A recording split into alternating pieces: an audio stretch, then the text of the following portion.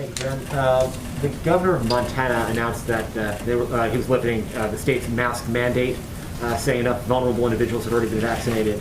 Has the president had any direct outreach to governors, Governor Jim Forte there, but are others, about mask wearing and mask mandates, and why not, if he has not? I don't have any calls specifically with the governor of Montana to read out, so I can check and see if he's engaged with him directly. The president has been very clear about the impact of wearing masks. He's obviously put in place a federal mandate, as you've referenced, that will ensure that they need to be worn on planes, in certain public places as well, because it could save 50,000 lives. He is open to engaging with Democrats and Republicans, as you all know, governors, mayors, as he did just today, about any issues they have, but I don't have anything to read out on a conversation with the governor of Montana, I should say. And so if you're a citizen of Montana right now, your governor says you don't need to wear a mask, the president says wear a mask, what should they do?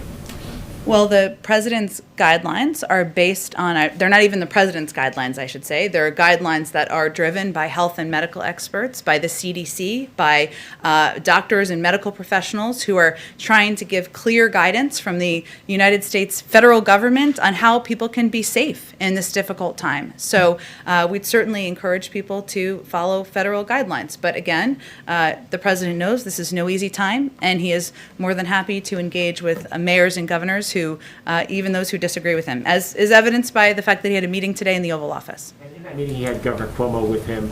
Governor Cuomo was in hot water at home for withholding information, statistics about nursing home fatalities in the early days of the COVID pandemic.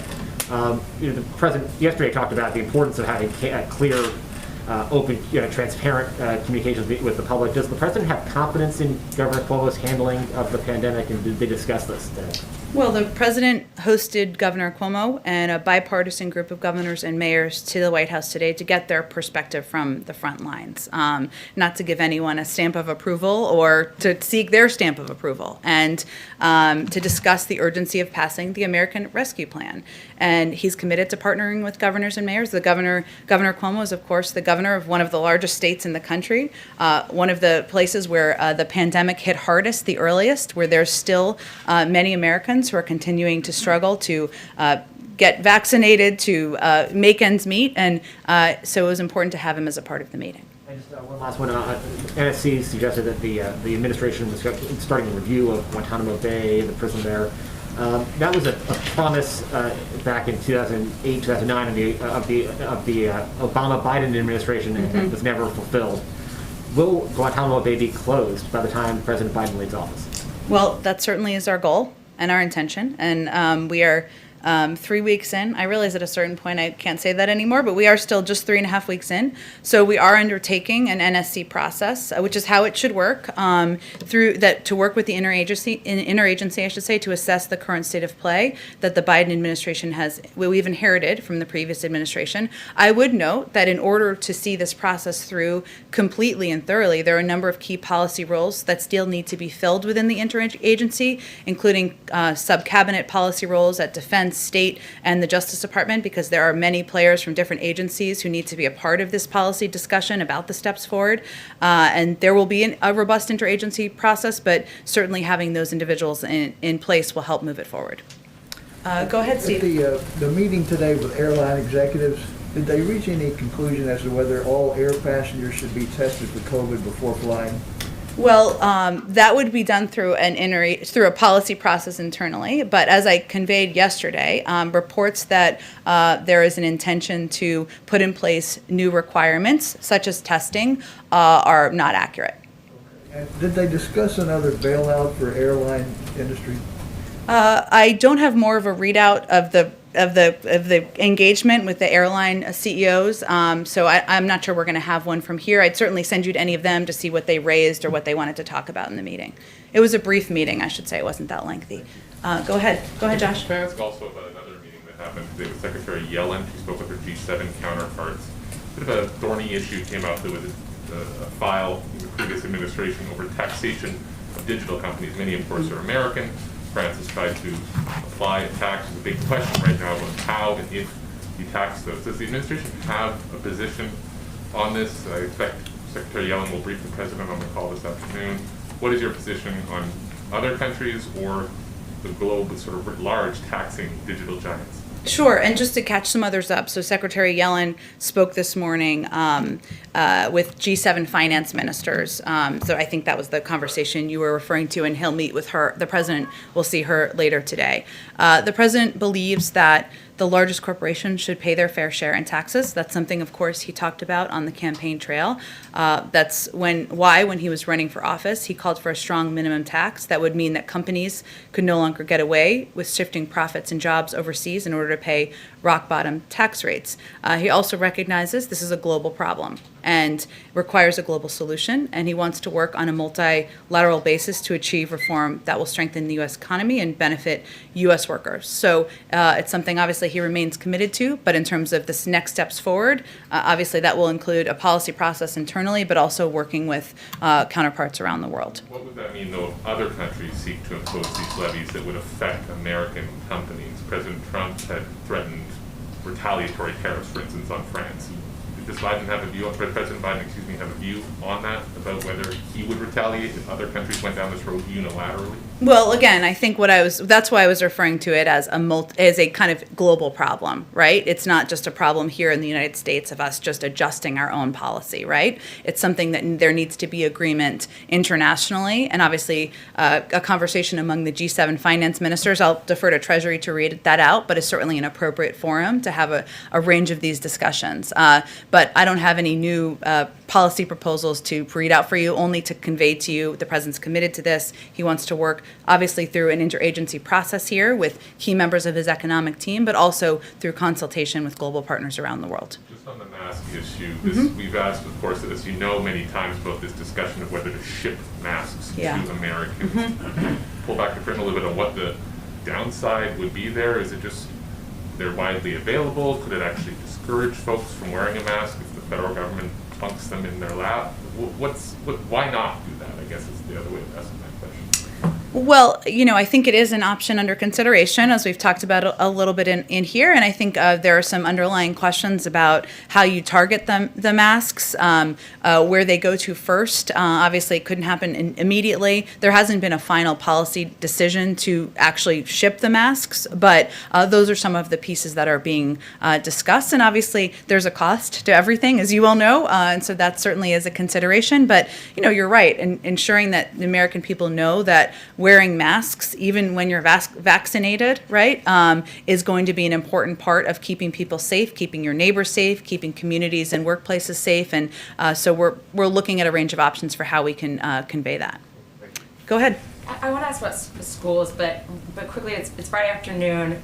The Senate trial has been, the bulk of all of our coverage this last week. I was struck by one quote from the lead House manager, Jamie Raskin, who said he thought this was a moment of truth for America. So Friday afternoon, what do you think Americans should have learned from this week with the impeachment trial? Well, we talked about this a little bit yesterday, but certainly for any Americans watching, they learned about the power of some individuals in the House they may not have known before. They certainly saw some powerful footage that was a reminder of the shocking events that happened on January 6th. I think they saw, as the president has said, that day was an assault on our democracy, and it was a reminder of why it can never happen again. But, I think otherwise you'd have to speak to many Americans about what they concluded and what they digested from the events of this week. Okay, we're expecting right now, we're getting those CDC guidelines for schools. We're expecting that it'll include the recommendation that if school wants to stay open 5 days a week, there's really regular testing.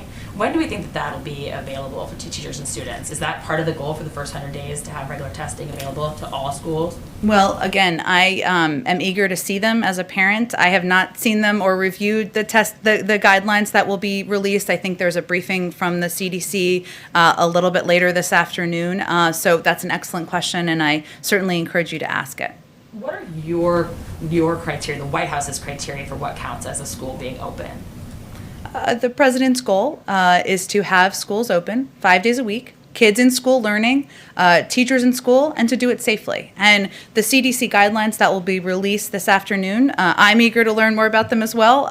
Those will be an important next step. And then his Secretary of Education, future Secretary, I should say, Miguel Cardona, this will be his top priority, as he has said. And the president will, of course, task him with looking for ways to work with our health experts and the CDC to open schools safely as quickly as possible. Yeah, I guess I just mean, like, as you're ramping up now, that's the ultimate goal, but as you're ramping up right now, what counts as a school being open as you're trying to get to 100%? Like, doesn't count as open unless it's all kids offered a seat every day?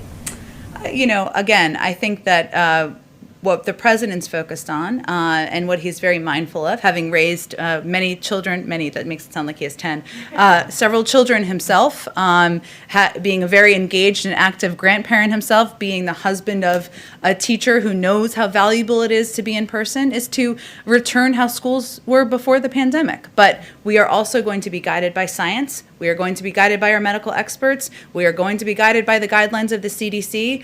You'll all know more about that, as will we, later this afternoon. That will be an important next step in the process. Go ahead. We're not in a rush here, so go ahead. Thanks, Jen. First, to follow up on schools, the guidance coming out is for K through 12 schools, but when you talk about the White House's goal to reopen the majority of schools, it's K through 8, from what I understand. So what is your goal for high schools to reopen in the next 100 days? I'm not going to set a new goal today. What I will convey to you is that when Secretary Cardona is confirmed, this will be his top priority. And we will leave it to him and his team at the Department of Education, working in close partnership with the CDC and others to determine how quickly and efficiently it can be done. Is there a reason that, the White House's goal for schools doesn't include high schools? I would defer. I would suggest you ask the CDC about whether there are differences between the schools. I'm sure that's a question that might come up, but we'll see, and hopefully you'll get a question if that's the one you want to ask. Thank you. And then on impeachment, this morning President Biden said he was anxious to see what his Republican friends would do and if they stand up. Was he signaling for them to vote to convict Mr. Trump? And if not, what else did he mean by stand up? Well, as you know, the president was in the Senate for 36 years, and he watched, as many Americans did, as the very institution he defended for decades was under assault on January 6th. And this week, he watched new videos. We all did. That was a reminder of how shocking that assault on our democracy was. We talked with him about this morning, and he was, just for everyone's context, he was out having his morning coffee, just looking at the new hearts on the front lawn when he was asked this question, which of course you all have every right to ask him. But he means that the Senate should take their responsibility seriously in how they view and pay attention to the trial this week. And he was watching the trial, bits of it, I should say, like everyone else. Not much, because we keep him busy, but that's what he was conveying. How can they stand up in the president's eyes? They can take the role they have. They can take their responsibility seriously. They are all jurors there. He said a number of times that, of course, the Senate will make the decision. The jurors in the Senate will make the decision. There has been several days of compelling testimony, but he has been very clear, and he would have been this morning too, but that wasn't a part of the conversation, that his role is to be president. He's no longer in the Senate. They are the ones who will vote. He also conveyed during the conversation this morning that he is not making any calls or asking anyone to vote a certain way, but he was just certainly conveying that, like many Americans, he's watching. Go ahead in the back. Go ahead. I appreciate that you haven't seen the guidelines from the CDC, but is the White House working in consultation, or White House officials, with the CDC to sort of make sure that these guidelines are done correctly, they're easy to understand, easy to implement, and consistent with the president's goals? Well, as we've said, we want to be led by health and medical experts. As of this morning, no one on our senior staff call had seen the CDC guidelines. They are theirs to determine and to release. There, of course, the president receives regular updates, as does our senior team, as does our COVID coordinator, about the status of work and progress. But these guidelines are their guidelines. They're based on the health and medical experts working at the CDC, and certainly under the leadership of Dr. Walensky. So there's been no sort of consultation, because it was a big question of the previous administration whether or not the CDC was just doing the White House's bidding. I guess what I'm offering you is an opportunity to say there's been absolutely no discussion, it's totally independent, and these guidelines were organic within the CDC. I can assure you, and you can ask them the same question, that if none of us had seen the CDC guidelines this morning, that would be a strange way of coordinating. But there are updates provided, of course, by members of the health team, including the CDC, on the status of their work and the issues they're looking into, and how they're planning to address a range of the challenges as it relates to the pandemic and COVID-19. I guess what I'm asking, is there a firewall? As in, Firewall between the White House and the CDC in terms of direction that the White House may want to give the CDC? I can assure you the White House is not directing the CDC on how they're to determine their guidelines, and we did not give a approval for their guidelines that will be released later today. They're CDC guidelines. Go ahead, Caitlin. Thanks, Jen. I have a few questions for you. One, Sure. yesterday, President Biden was confirming that they have actually signed the contracts for those additional doses of vaccine. He says they'll have enough for 300 million Americans, all Americans virtually, by July. But that doesn't mean every American will actually have gotten it by then. Yeah. So what is that timeline for when all 300 million of those doses will actually have been administered? Well, what the president was referring to, and what Dr. Fauci and others have referred to, is our awareness that a vaccine is not the same as a vaccination.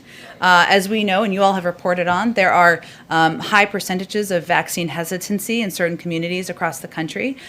We are have our eyes wide open about the challenge of addressing that and ensuring that as we get to the point of we are focused now on reaching these communities, but it doesn't mean that just because we have the vaccines, everybody will be vaccinated. So I can't give you a prediction of when everybody will be vaccinated. It really depends on how effective the effort is, not just from here, but locally and in partnership with local public health officials, and through the massive public campaign we're going to run is on ensuring we are making sure the American people know it's safe, it's effective, and where they can get their vaccine. And to follow up on the CDC guidance, it says that vaccines are not a prerequisite for teachers, the guidance that just came out. So does the White House agree teachers do not have to be vaccinated for schools to reopen and to go back to schools? I have not reviewed any of it, as I noted. I'm learning it as we talk here.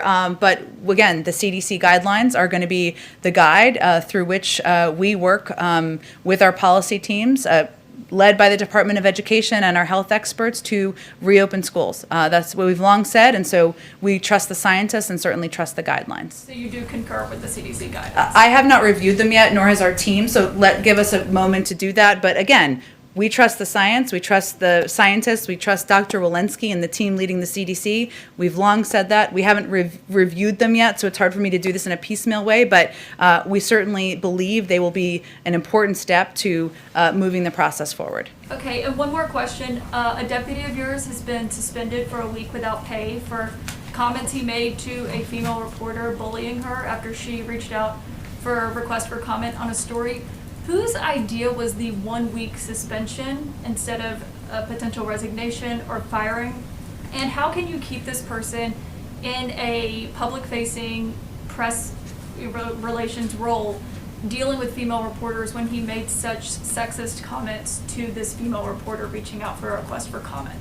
Well, let me first say, obviously, Caitlin, that I take this very seriously. I'm a woman, obviously, but I've been in this town working in press and communications for nearly 20 years, almost 20 years. And I think many of you know me and have worked with me closely. And many of you know many people in this building, including the president, who take these allegations quite seriously.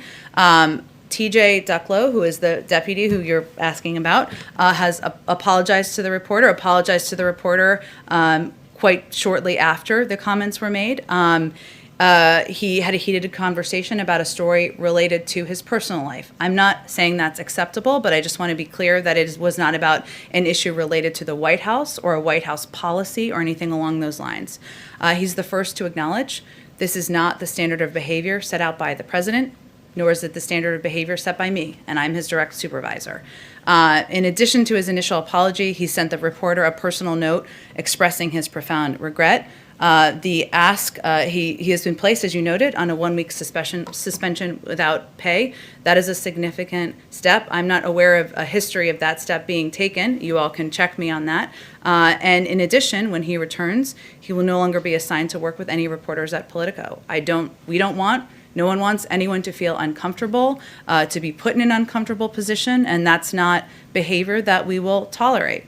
So those were the steps that were taken, and we felt it was a serious punishment. But he'll still be working with female reporters, and it wasn't just a hostile conversation. I think we've all probably had plenty of those, and vice versa. Those happen, but the language that he is alleged to have used, according to this report, it is arguably, or even not arguably, sexist. So what are you doing to deal with that part of it? It's completely unacceptable. He knows that. We've had conversations with him about that. That is why we have also contacted, not long before today, but immediately following their conversation, my colleague Kate Bedingfield reached out to an editor at Playbook to convey our apology. We've reached out at every level there to convey our apology and been clear this will never happen again, and it is not going to be tolerated here at the White House. Sorry, can I just follow up on this? Just not, Go ahead, not Josh. to belabor the point. It's but okay. The president on Inauguration Day spoke to people that he was, I guess swearing in, new staff. And he said, "I promise I will fire you on the spot, no ifs, ands, or buts, if they speak down to or disrespect their colleagues." Now, it's not a colleague being questioned here, but isn't this sort of well short of what he pledged on Inauguration Day? As I've said, Josh, it doesn't meet our standard. It doesn't meet the president's standard.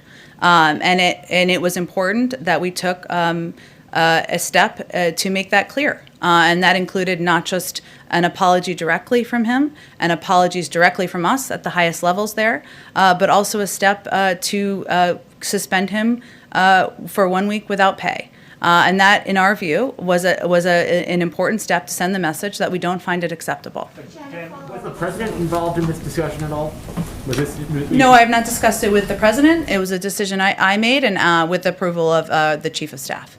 Jen, if you knew about this conversation for weeks, why wasn't TJ suspended until after the article dropped? He was here up until last night. You're right. There were conversations that occurred with the reporter as well as editors at Politico immediately after the conversation occurred. That was how we engaged in a private manner, and that was what we felt was appropriate at the time. Go ahead, Ann. Couple questions on ambassadorships. Can you say when you expect the president to begin naming ambassadors, political ambassadors? And I don't think as a candidate he said the same thing that Elizabeth Warren said about barring big donors from those plum ambassadorships. Do you expect him to name donors, friends, basically people with whom he has a personal or donor relationship to any of those jobs? Well, I will say that there has not been a conversation with the president at this point about who he would like to name for any ambassadorship roles. That may be tough news to hear for people who are interested in ambassadorship roles, but he has not had a conversation about that, nor has there been a memo presented to him to make decisions. So, he, of course, is somebody who has worked for some time and values experience and values, as you know, foreign policy experience. And I'm sure that will be reflected in some roles, but I don't have any kind of qualifications to outline for you from here. How about a timeline when we might begin to see some of those names come forward? I don't have a predicted timeline. I will note that under the Obama administration, it was around March. I'm not sure we will or won't meet that timeline, but we're not behind it is kind of my point. Okay, separate issue. Is any update on whether the president has called or plans to call Prime Minister Netanyahu? I don't have an update. He is looking forward to speaking with Prime Minister Netanyahu. I can assure you that will be soon, but I don't have a specific time or deadline or time or date for when that will occur. As I'm sure you know, there's a narrative in Israel that this is an intentional diss. Is it? It is not an intentional diss. Prime Minister Netanyahu is someone the president has known for some time. Obviously, we have a long and important relationship with Israel, and the president has known him and has been working on a range of issues that there's a mutual commitment to for some time. It is just a reflection of the fact that we've been here for 3.5 weeks. He's not called every single global leader yet, and he is eager to do that in the weeks ahead. Called every other major ally in Europe and in Asia. He's called many of them. That is true. Some would argue they haven't received calls yet, and that they are still eager to receive them. But I can assure you, he will be speaking with the Prime Minister soon, and he's looking forward to doing that. Go ahead. Just to follow up on Anne, are you talking about days or weeks as the time frame of the president speaking with Netanyahu? I don't have an exact timeline to give you, other than he's looking forward to having the conversation. They've known each other for some time. There are certainly areas of mutual interest, and as soon as he makes that call, we will let you all know. Can you give us further details about the conversation that National Security Advisor Jake Sullivan had with his Israeli counterpart, I believe, to discuss Iran yesterday? I don't have additional details on that. I'm happy to talk to Jake and see if there's more we can read out for all of you. Yeah, that'd be really great. And still on the issue of the Middle East, I mean, I know that you're saying that, things are still under review, including policies like the Abraham Accords. But can you please just give a broad sense of what the administration is trying to achieve in the Middle East? For example, does the administration still consider the Saudis and the Israelis important allies? Again, I think there are ongoing processes and internal interagency processes, one that I think, confirmed an interagency meeting just last week to discuss a range of issues in the Middle East. We've only been here 3.5 weeks, and I think I'm going to let those policy processes see themselves through before we give kind of a complete laydown of what our national security approaches will be to a range of issues. Just to follow up on another issue, I have 2 more questions, actually. Go ahead, it's okay, go ahead. So the sister of the Saudi activist, Lujan Al-Hatul, said that President Biden's victory helped secure her sister's release. Mm-hmm. Did the administration have any role in securing her release? Well, we certainly thought it was a very positive step, and one that National Security Advisor Jake Sullivan spoke to on Twitter. I hate for that to be the reference, but that is where he put out a comment on it. I don't have any more specific details to read out for you, but when I follow up with him on your other question, I'm happy to ask him about that. Just one more. Can you make a comment or give a response on China's banning of the BBC World? Certainly our view is that the freedom of speech, the freedom of media is something that should be prevalent around the world, and it's something that we aim to project from here, and we raise at every opportunity with our counterparts around the world as well. Go ahead in the back. Jen, a report has emerged. Russia has this week arrested and detained 2 gay men and forcibly returned them to Chechnya, where they were escaping persecution.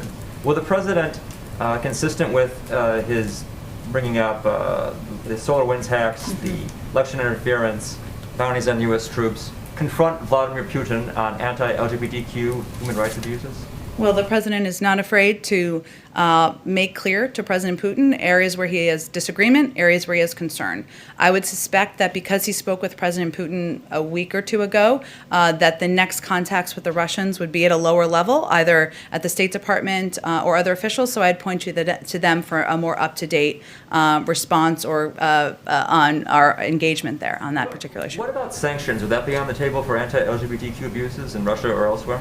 There's a review that's ongoing about a range of problematic actions that have been taken by the Russians, and I'm not going to get ahead of that process. Go ahead. Go ahead. Oh, sorry. I will get to everybody, but why don't you go here in the front so I just don't lose track. Sure. Go ahead. The president has been especially quiet on Iran since taking office.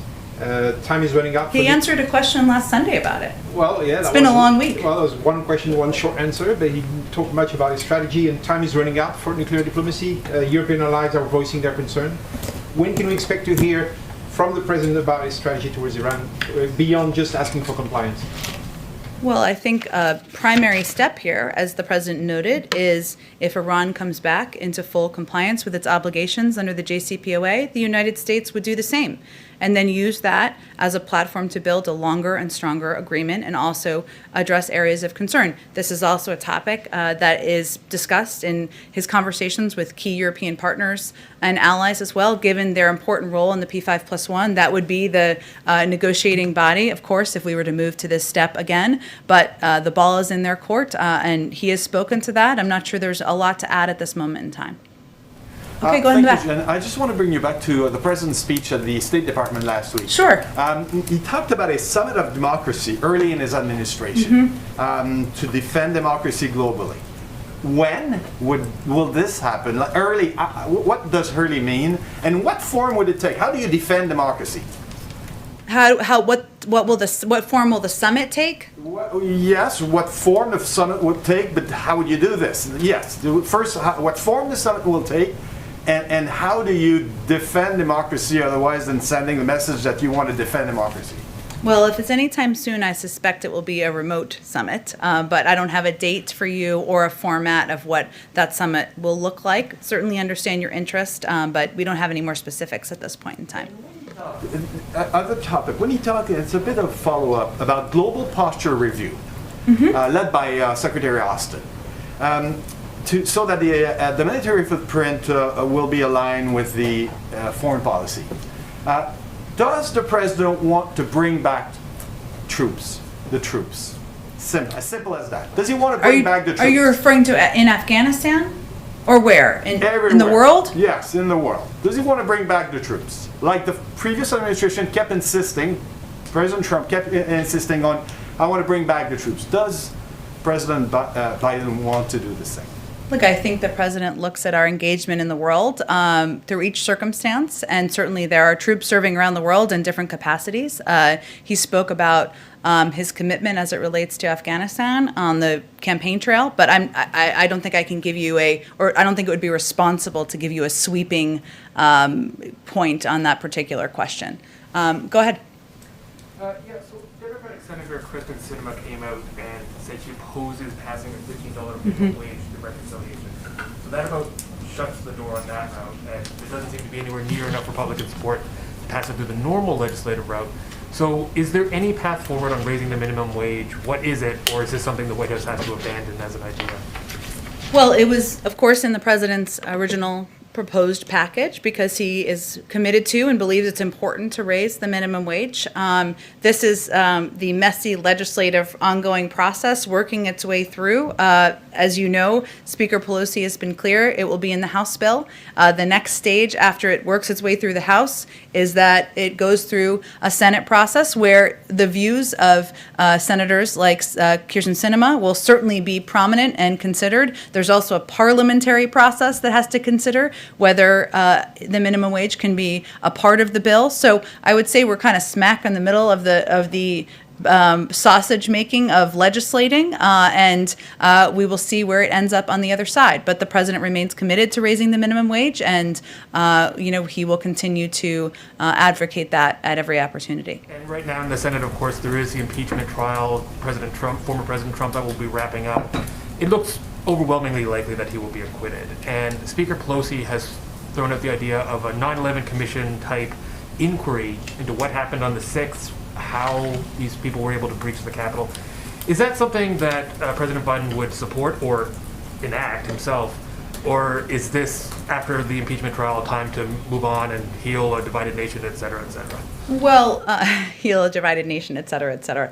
I'm not making fun of you. I think it's a Friday afternoon. The president, that is up to Congress to determine if they want to put together a commission to look at the events of January 6th. Obviously, there are ongoing investigations out of the federal government and the Department of Justice and the FBI, which we certainly support, but we will leave it to Congress to determine if that's a step forward, if that's a next step, I should say. I have a border wall question that a colleague sent Okay. in. President Trump somewhat famously invoked his emergency powers to repurpose billions of dollars towards border construction. There's about, I believe, $500 million outstanding now that has been committed to construction companies and the like, but has not actually been spent. And I'm wondering if this is something that the administration is attempting to claw back, something that is possible to claw back without spending on further border construction. It's a very good and specific question. I'm going to try to answer it, but if I will follow up with you if this doesn't answer it. There was a formal follow-up issued in the form of a letter from the president's executive order that he issued on day one on the administration when he announced he would halt the emergency declaration. So as he said all along, the declaration of a national emergency at our southern border was unwarranted. He took formal steps to follow up on his executive order to end the declaration so that no more American tax dollars could be wasted on a border wall that does nothing to address or reform issues in our immigration system. So it's halted now. I think you're asking, though, about if there's money or tell me more about your question. Money that's been committed but not yet actually spent, and whether those, I guess, contracts could be canceled or recouped. I suspect that's going to be a specific question for the Department of Homeland Security to answer, but let us see if there's a specific answer we can get for you on that pot of money. This will be my last one. Go ahead. I just want to throw one out for the Canadians. Okay. The purchase of more vaccine from European suppliers. We're in this global race for supply, and this was from a Canadian reporter who asked this, and Canada's struggling to procure vaccine because they have no domestic capacity. The U.S. does. And I'm wondering whether President Biden has faced any pushback from world leaders about essentially hogging the global supply. I think the president has been clear publicly and certainly privately if the conversation comes up that his focus now is on ensuring that the American people are vaccinated. We've obviously rejoined the World Health Organization. We recognize and the president feels that it is vital and essential to ensure that as many people around the world are vaccinated. That will keep everybody safer. But his first priority is ensuring vaccines are in the arms of Americans, including 100 million shots in the first 100 days. Go ahead in the back. Thank you, Jen. Sticking with vaccines, some states have been reporting that COVID doses are going to waste. Is the White House discussing a plan or even a proposal to mitigate this and to reduce the amount of discarded doses? Well, certainly those reports are concerning to us. There was a report, I think it was overnight or this morning, about, I think if it was wasted masks. Now I'm kind of speaking out of turn here. What I'm trying to say is when we get reports like these from states or localities, we work to address them as quickly as possible, right? To ensure that whatever prompted that, whether it's a delivery issue, a supply issue, is it an issue of not having enough vaccinators? It can differ from state to state. So we work to address those issues as quickly as possible. And certainly it's concerning when we hear about doses that are wasted. Two quick ones, sorry. Sure, go ahead. I'll pick up on that question about Canadian vaccine distribution. Russia and China have developed homegrown vaccines that they have distributed globally. What steps is the president taking to ensure that the U.S. position on the geopolitical stage is not diminished by its refusal to share some of these vaccines abroad right now? Well, certainly we've seen attempts by other countries, China and Russia, to use vaccines as a means of making progress diplomatically. The president is engaged with a range of leaders around the world, conveying how he wants to return the United States to have a central seat on the world stage, and we're working to do that through a range of actions. But we watch those actions with concern. I can see if there's more to report from our national security team. And then separately, a lot of discussion about phone calls with potential with Bibi Netanyahu, but is the president willing to even pick up the phone and talk with MBS of Saudi Arabia? Is that even on the table in the cards given his involvement in the Khashoggi murder? Well, obviously, there's a review of our policy as it relates to Saudi Arabia. There's not a call planned that I'm aware of, but I can speak with our team if there's something more significant than that to report. Go Does ahead. he also plan to talk to the Palestinian leadership to more rebalance that relationship? To get involved in a Middle East peace process, perhaps. I don't have any calls to predict for you or read out. These are all excellent questions. I'll see if there's more we can get from our national security team on planned future calls, which I know there's a great deal of interest in. Bounce around a little bit on the global response to the pandemic. Sure. The IMF is urging the Biden administration to reverse the previous decision to not boost resources to help developing nations who've been, of course, battered economically as well as health-wise by the pandemic. Do you have any view on that? Should the IMF be doing more to help, nations worldwide who are feeling the financial brunt of this and don't have the resources of their own the way the U.S. does? It's a great question. I just want to talk directly to our international economic team about it to make sure we get you a very specific answer, I should say. Go ahead. Follow up on vaccine. Sure. Following the announcement yesterday. When will we have an update on how much of the Johnson & Johnson vaccine will get out the gate? Because I know an EUA is, likely to come at any moment. You mean what a federal order would be of the Johnson & Johnson vaccine, or Yeah, because we're if in it's that if it goes window. through the full approval? Correct, because, we're in that window of 3 weeks, so I know previously the administration wanted to give those figures out to states so they could plan ahead. That is certainly our objective. Remember that we have, though, enough of the Moderna and Pfizer vaccine to vaccinate every American by the summer. So we will continue to be in a position where we're giving states a heads up of a couple of weeks on in order for them to better plan. We'll wait for the approval process to see itself through before additional announcements are made. And my second quick one Sorry. My second quick one, on vaccines and herd immunity is the president, and you keep saying that the hope is to get shots in arms by the end of the summer, which would put us at normalcy or the hope of herd immunity around 7 to 8 weeks after that. Is that a realistic timeline that you're talking about internally? I'm going to let Dr. Fauci and others speak to a timeline for herd immunity. I think we will have enough vaccines to provide, to vaccinate 300 million Americans by the end of the summer. We obviously announced yesterday that we moved that capacity up a month earlier, which is certainly a positive development. But again, part of this goes to Caitlin's question earlier about vaccine hesitancy and our effectiveness and our ability to convey to many communities that this is safe, this is effective, this is how they can get their vaccine, and we don't have an assessment of that yet. COVID and the border. Yeah, go ahead. You said that in the change of policy announced yesterday that asylum seekers coming in will be tested. Is widespread testing available for Customs and Border Patrol agents? And do you know what percentage of frontline DHS border agents have been vaccinated? You'd have to, I'd send you the Department of Homeland Security for that specific question, who oversees those Border Patrol agents. Just to follow up on your statement to Zeke, I just want to make sure I understand. You said that the administration is looking with concern at vaccine diplomacy being done by China and Russia. But do you find the idea that there are countries who are able to help developing nations access vaccines? Do you look at that with concern as well, or are you separating the actual? I'm separating them.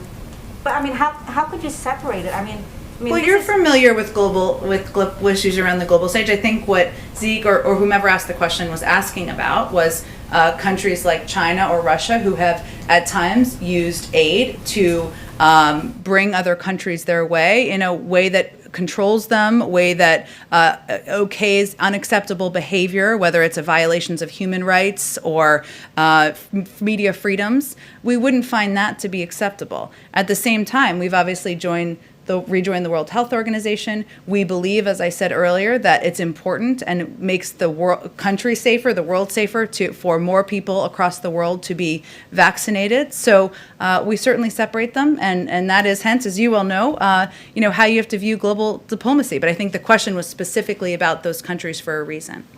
Thank you, everyone. Thanks so much. From a Japanese colleague, quickly. Okay, go ahead. He's asking if the White House has a reaction to the resignation of Yoshiro Mori, the head of the Tokyo Organizing Committee, who had the sexist comments on the fact that women talk too much in meetings. We certainly didn't approve of those comments. Let me work to get you a more specific reaction from our team. Thanks so much, everyone. All right, folks, as you guys can see, this one got a little bit, it's a little bit different. Why? Because of the Ducklo situation. The Ducklo situation is going to get very interesting, and I think that that's going to be one of the topics for next week, most definitely over the weekend. So if you want to stay up to date on everything that is going on, even on weekends, then make sure you go to our website, goldenstatetimes.com, because right now the fake news media is pretty angry at the Biden White House because of the whole Ducklo situation. What that reporter was doing was she was investigating a report about Ducklo and someone that he was either seeing or whatever, some relationship that he had. Like the press secretary said, it was all about his personal life. It had nothing to do really with policy.